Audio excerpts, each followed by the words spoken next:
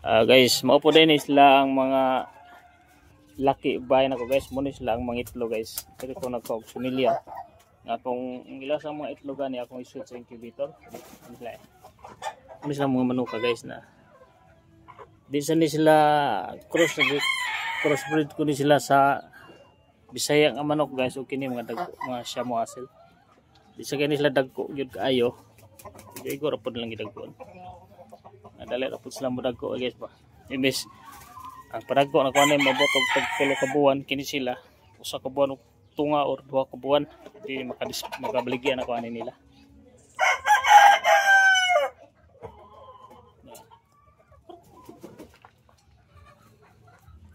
Kuan nila kabuk guys.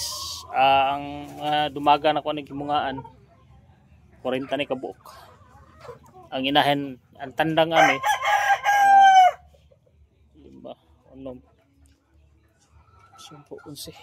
kabuk 11 ang sunoy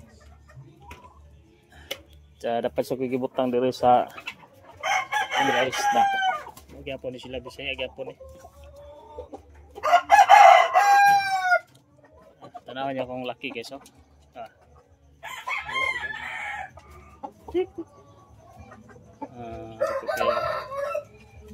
Kaya laki kayo no? Mga nanay siya mga 3 o 4 kilo guys. Ang laki na ko. Nagbuhat na nila tagaglaw guys. Nawa.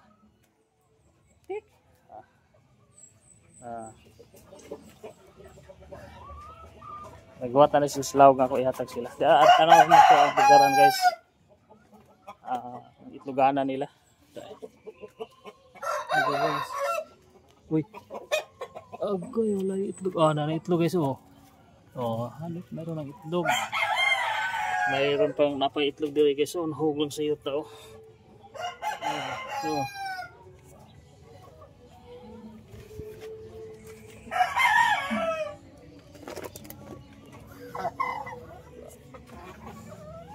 Klaro pa na mga manuka guys. Kamo di man mag-itlog og kuan. Kailang kinanglan nilang itlogan o sa itlogan sa naunag itlog mo pilang sundon dili sila kanang maglalayan og itloganan ba dili ra sa itloganan lang panan nila kuha ng itlog